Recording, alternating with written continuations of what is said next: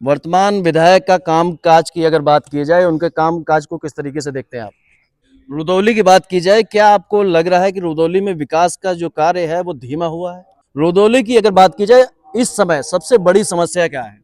रुदौली अगर सपा की सरकार बनती है, समाजवादी पार्टी की अगर सरकार बन रही है, तो युवाओं के रोजगार को लेकर क्या कार्य किए जाने चाहिए? एक सवाल जो है लगातार किया जा रहा है, क्या इस बार जो है विपक्ष एकजुट होकर चुनाव लड़ेगा?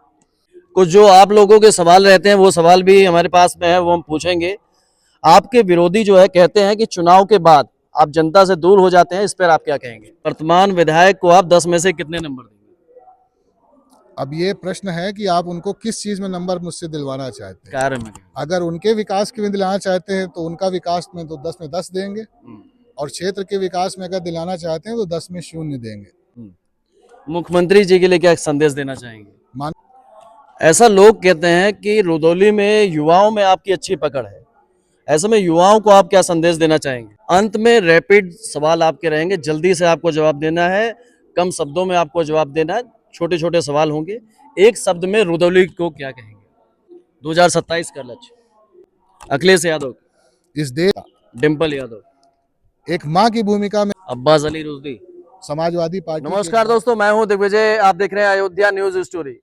अयोध्या जिले की आज रुदौली विधानसभा में हम लोग मौजूद हैं। लगातार जो है ग्राउंड रिपोर्ट आपको दिखा रहे थे। आज हमारे साथ में मौजूद है रुदौली पूर्व विधायक अब्बास अली जैदी। आपका स्वागत है हमारे चैनल पे। बहुत बहुत धन्यवाद दिग्विजय भाई। विधायक जी, हमारे साथ जो आज सवाल रहेंगे, कुछ जनता के रहेंगे, कुछ हमारे भी सवाल रहेंगे। रुदौली की राजनीति पर वर्तमान की स्थिति में क्या भूमिका है आपकी?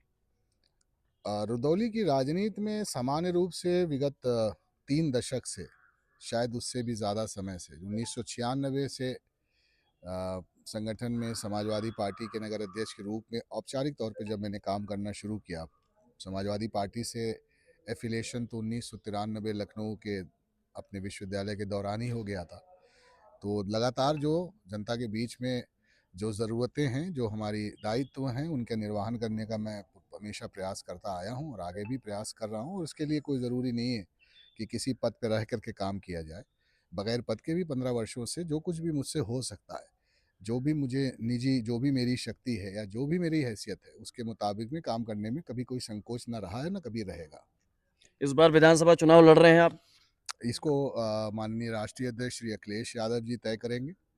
हाँ, मैं इतना आपसे कह सकता हूँ आज की तारीख में कि रुदौली विधानसभा क्षेत्र में मुझे ये सौभाग्य मिला कि मैं 5 बार इस क्षेत्र से विधानसभा का चुनाव लड़ा हूँ। तो कहा जा सकता है कि जो समाजवादी पार्टी के वरिष्ठतम कार्यकर्ता हैं, उनमें से एक मैं भी हूँ।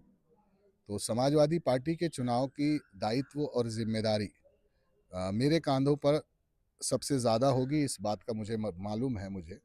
और उसके निर्वहन को, उसके दायित्व को उठाने की ईमानदारी के साथ पूरी कोशिश करूँगा। चुनाव कौन लड़ेगा, इसका फैसला आदरणीय अखिलेश यादव जी करेंगे। वर्तमान विधायक का काम काज की अगर बात की जाए, उनके काम काज को किस तरीके से देखते हैं आप? आज रुदौली विधानसभा क्षेत्र में अभी तो बरसात थोड़ा बहुत शुरू हो गई।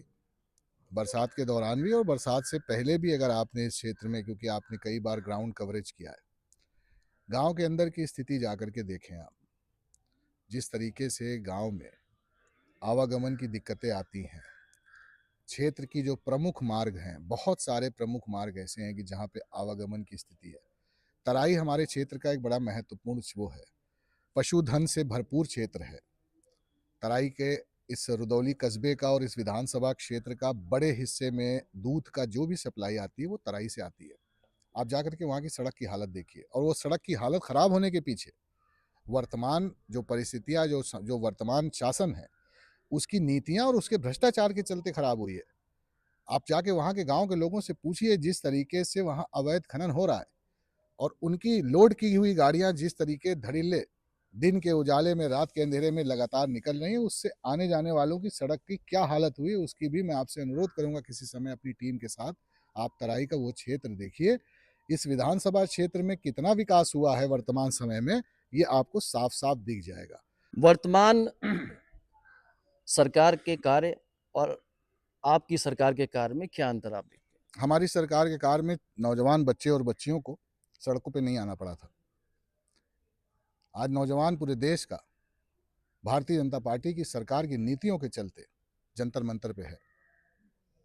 कोई एक आंदोलन बताइए जो नौकरी के लिए उत्तर प्रदेश में 2012 से 2017 में आदरणीय अखिलेश यादव जी की सरकार में हुआ हो, जहां पे नौजवान छात्र छात्रा सड़क पे उतरे हों नौकरी के लिए या पेपर लीक होने के कारण। ये बहुत बड़ा दुर्भाग्य है और मैं बधाई दूंगा नौजवानों को, इस देश के और इस प्रदेश के नौजवानों को, पूरे देश के नौजवानों को, कि जो भारतीय जनता पार्टी झूठ के सहारे आई, उस भारतीय जनता पार्टी के झूठ को बेनकाब करने में इस देश के युवा क्रांति का बहुत बड़ा योगदान है। और बधाई देंगे, धन्यवाद देंगे अपने नेता आदरणीय अखिलेश यादव जी को और माननीय सांसद श्रीमती डिम्पल यादव जी को, जिस तरीके से नौजवानों के आंदोलन का उनका समर्थन है। समाजवादी पार्टी के नेताओं और कार्यकर्ताओं को धन्यवाद देंगे, जिस तरीके से नौजवानों की जायज़ लड़ाई में आज उनके साथ खड़े हैं। ऐसी कोई दूसरी मिसाल देश में देखने को नहीं मिल रही।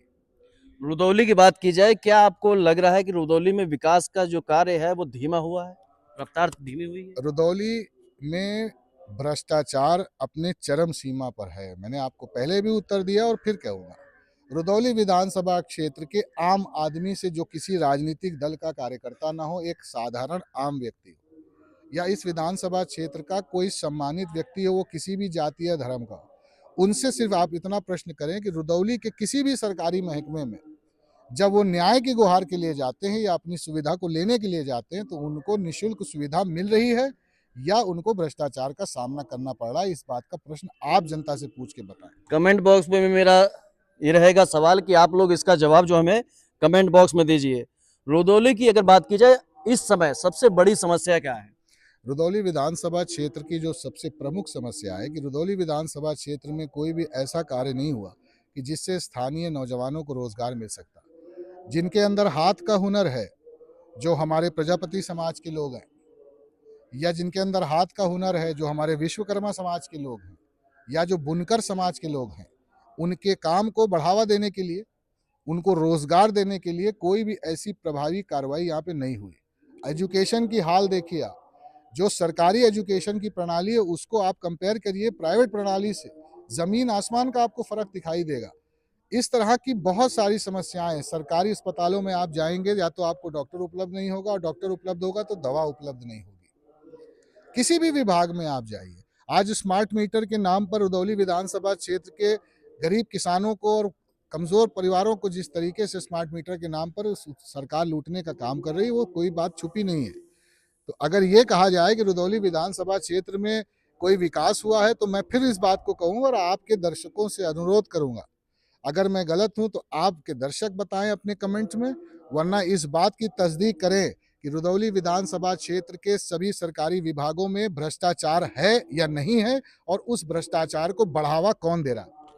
अगर सपा की सरकार बनती है, समाजवादी पार्टी की अगर सरकार बन रही है, तो युवाओं के रोजगार को लेकर क्या कार्य किए जाने चाहिए? समाजवादी पार्टी के एजेंडा में हमेशा रहा नौजवानों को लेकर के। अगर आप देखिए तो क्षेत्र में, पूरे प्रदेश में आदरणीय अखिलेश यादव ने जब लैपटॉप्स का वितरण किया, या महिलाओं को पढ़ाई के लिए प्रोत्साहन इंटरमीडिएट के बाद के लिए हमारी बेटी उसका कल या कन्या विद्या धन की योजना लाए, ये सब कुछ प्रमुख रूप से दर्शाता है जो इंफ्रास्ट्रक्चर मात्र 5 वर्षों में बना, वो चाहे आईटी का हब हो लखनऊ में, चाहे डायल 100 की सुविधा हो, चाहे 1090 की सुविधा हो, या जिस तरीके से बड़े पैमाने पे इंफ्रास्ट्रक्चर डेवलपमेंट सड़कों के एतबार से पुलों के निर्माण में शुरू हुआ, इसमें सभी में रोजगार सृजित हुए और तमाम नौजवानों को मिला है।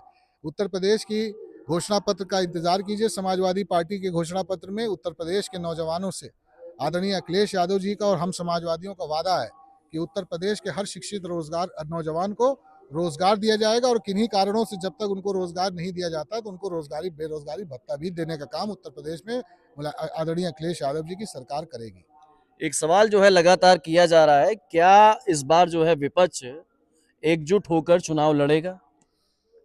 समाजवादी पार्टी पूरी मुस्तैदी के साथ, समाजवादी पार्टी के सभी कार्यकर्ता, सभी पदाधिकारी, हमारे यूथ विंग के सभी नेता और समाजवादी पार्टी का पूरा संगठन समाजवादी पार्टी के राष्ट्रीय अध्यक्ष श्री अखिलेश यादव जी के निर्देशानुसार एकमुष्ट होकर के, एकजुट होकर के उत्तर प्रदेश में 2027 में आम जनता के विश्वास को जीतने का, धर्म और जाति से ऊपर उठ करके हर वर्ग के विश्वास को जीतने का लगातार काम कर रहा है, और इसका नतीजा बहुत सार्थक आने वाला है। कुछ जो आप लोगों के सवाल रहते हैं वो सवाल भी हमारे पास में है, वो हम पूछेंगे। आपके विरोधी जो है कहते हैं कि चुनाव के बाद आप जनता से दूर हो जाते हैं, इस पर आप क्या कहेंगे? कोई चुनाव चल रहा है, आप तो सुबह से यहाँ पे हैं, मुझे 3 घंटा लगा आपसे बात करने में। पिछले 3 घंटे से अगर आप देखें कोई चुनाव नहीं चल रहा है, और आप कभी भी आइएगा। और मैं तो इतना ही कहूँगा कि 15 साल से विधायक न रहते हुए भी अगर जनता से सीधे संपर्क बना है और लगातार जनता के बीच में अगर हम लोग न जा रहे होते, तो इतना विधायक न होने पर भी इतना स्नेह और प्रेम जितना विधायक को भी नहीं मिलता उतना हमको ना मिलता। तो ये तो बातें हैं, इन बातों का कोई उत्तर नहीं है। क्षेत्र की जनता जानती है कि जब जब आवश्यकता होती है हर जगह पे समाजवादी पार्टी के लोग हमेशा खड़े मिले हैं और आगे भी खड़े मिलेंगे। चुनाव की राजनीति हम लोग नहीं करते हैं। अगर चुनाव की राजनीति करें तो चुनाव हारने के बाद काम नहीं करना चाहिए। चुनाव हारने के बाद भी उतना ही काम, उतना ही दायित्वों का निर्वहन किया जा रहा है जितना चुनाव जीतने पर किया जाता था। हम देख भी रहे हैं कि मौजूदा विधायक के पास उतने लोग नहीं जा रहे हैं, जैसे बाहर फंसे जो लोग होते हैं, तो वहां पर मदद के लिए ज्यादातर लोग आपके पास में आ रहे हैं। देखिए, ये जो लोग परेशान आए हैं, मुझे लगता है आपने देखा होगा कि सुबह से लगभग 200 से अधिक लोग, और ये रोज का है, रोज का रूटीन है। दो चीजें दर्शाता है। पहली चीज कि भारतीय जनता पार्टी की वर्तमान प्रशासन से लोग परेशान हैं, उनकी सुनवाई नहीं हो रही है। हर क्षेत्र का व्यक्ति, इस क्षेत्र में नहीं पूरे उत्तर प्रदेश की हर विधानसभा में 90% व्यक्ति ऐसा है जो सुबह से शाम अगर मेहनत न करे तो रात में चूल्हा न जले। वो अपना एक दिन का काम छोड़ करके अगर किसी राजनीतिक व्यक्ति के पास जा रहा है तो इस कारण से जा रहा है कि उसको सरकारी विभागों में न्याय नहीं मिल रहा, उसको लग रहा है कि हमको न्याय नहीं मिलेगा, और ये बहुत बड़ी विफलता है इस क्षेत्र के विधायक की। एक सवाल और ले लेते हैं, वर्तमान विधायक को आप 10 में से कितने नंबर देंगे? अब ये प्रश्न है कि आप उनको किस चीज में नंबर मुझसे दिलवाना चाहते हैं। कार्य में? अगर उनके विकास के में दिलाना चाहते हैं तो उनका विकास में तो 10 में 10 देंगे, और क्षेत्र के विकास में अगर दिलाना चाहते हैं तो 10 में 0 देंगे। मुख्यमंत्री जी के लिए क्या संदेश देना चाहेंगे? माननीय मुख्यमंत्री जी से इतना ही हमारा अनुरोध है कि रुदौली विधानसभा क्षेत्र में जिस प्रकार से विकास हमेशा से होता आया था, उस हिसाब से विकास पूरी तरह ठप पड़ा हुआ है। जनपद अयोध्या जी के पूरे जिले में और रुदौली विधानसभा क्षेत्र में उनके रहते हुए ठीक उनकी नाक के नीचे जिस तरीके से यहाँ के जिम्मेदार लोग लूट मचाए हैं, उसके ऊपर अंकुश लगाने पर उनको काम करना चाहिए था, परंतु नहीं किया। लेकिन ये काम भी अब समाजवादी पार्टी के अगले मुख्यमंत्री आदरणीय अखिलेश यादव जी की सरकार में करके दिखाया जाएगा। इस विधानसभा क्षेत्र में आदरणीय अखिलेश यादव जी की सरकार बनाने में हम अपील करते हैं आपके चैनल के माध्यम से, जितनी भी अफवाहें भारतीय जनता पार्टी ने उड़ाई उन सब चीज़ों को दरकिनार करके सभी जाति, सभी धर्म के लोग, सभी वर्ग के लोग अगर मुझ पर विश्वास करते हैं तो मैं उनसे हाथ जोड़ के प्रार्थना करना चाहूँगा कि समाजवादी पार्टी की सरकार बनाने में सहयोग दीजिए। मेरा आपसे वादा है कि उस सरकार में बगैर जाति धर्म देखे हुए, बगैर किसी भेदभाव के एक सामाजिक समरसता की स्थापना भी होगी, और मुफ्त न्याय, आपकी जायज़ चीज़ें आप तक मुफ्त में पहुंचाने का काम हम लोग करेंगे। इस बात का वादा और विश्वास दिलाना चाहते हैं। ऐसा लोग कहते हैं कि रुदौली में युवाओं में आपकी अच्छी पकड़ है, ऐसे में युवाओं को आप क्या संदेश देना चाहेंगे? नौजवानों को हम धन्यवाद देंगे और बधाई देंगे कि जो काम समाजवादी पार्टी लगातार भारतीय जनता पार्टी की सरकार में कर रही थी, आज नौजवानों ने अपनी जिम्मेदारी, अपने दायित्व का समझते हुए, अपने भविष्य को देखते हुए कि अंधकारमय इस सरकार में हो रहा है, जिस तरीके से उन्होंने आज इस सरकार को घेरने का काम किया, इसके लिए हम उनको धन्यवाद देंगे और अपील करना चाहेंगे धैर्य और संयम से। कहीं ना कहीं ये प्रश्न आते हैं कि सरकार का परिवर्तन होगा, एक इल्ज़ाम लगता है समाजवादी पार्टी के ऊपर कि परिवर्तन होगा तो कुछ ऐसे घटनाएं हो सकती हैं जिससे कोई असुरक्षित हो। नौजवानों, आपसे गुजारिश है, अपने सोशल मीडिया के हैंडल पे जो लोग व्यक्तिगत तौर पर मुझसे जुड़े हैं, जो समाजवादी पार्टी के कार्यकर्ता हैं या इस क्षेत्र के किसी भी राजनीतिक दल से जुड़े बगैर सीधे सीधे नौजवान होने के नाते हमारे छोटे भाई हैं, हमारे साथी हैं, आप अपने समाजवादी अपने सोशल हैंडल पे अनुरोध करिए और लोगों को विश्वास दिलाइए कि अगर समाजवादी पार्टी की सरकार होगी तो हम लोग सुनिश्चित कराएंगे कि किसी को भी जाति और धर्म के आधार पर नहीं, समाजवादी पार्टी की सरकार में सभी वर्ग और पूरे के पूरे क्षेत्र के हर सम्मानित व्यक्ति के सम्मान को सुरक्षित रखने की दायित्व जिम्मेदारी हम लोग पूरी करेंगे। ये विश्वास अगर आप इस क्षेत्र की जनता को दिला देंगे, ऐतिहासिक जीत होगी समाजवादी पार्टी का, ऐसा मुझे विश्वास है। अंत में रैपिड सवाल आपके रहेंगे, जल्दी से आपको जवाब देना है, कम शब्दों में आपको जवाब देना है, छोटे छोटे सवाल होंगे। एक शब्द में रुदौली को क्या कहेंगे? शायद इस देश का और इस प्रदेश का सबसे खूबसूरत इलाका अपनी तहजीब, अपनी सभ्यता और अपनी इतिहास के कारण। 2027 का लक्ष्य? समाजवादी पार्टी की पूर्ण बहुमत की सरकार बनाने के लिए पूरे तन मन धन से समाजवादी पार्टी के नेता के आदेश पर जुटना। अखिलेश यादव? इस देश के सबसे महान और सबसे विजनरी और पढ़े लिखे नेता। डिम्पल यादव? एक मां की भूमिका में दिखने वाली इस देश की राजनीति में सरोजिनी नायडू जी के बाद पहली नेता। अब्बास अली रुजदी? समाजवादी पार्टी के एक बहुत ही छोटे और साधारण से कार्यकर्ता। बहुत बहुत धन्यवाद आपका। बहुत बहुत धन्यवाद।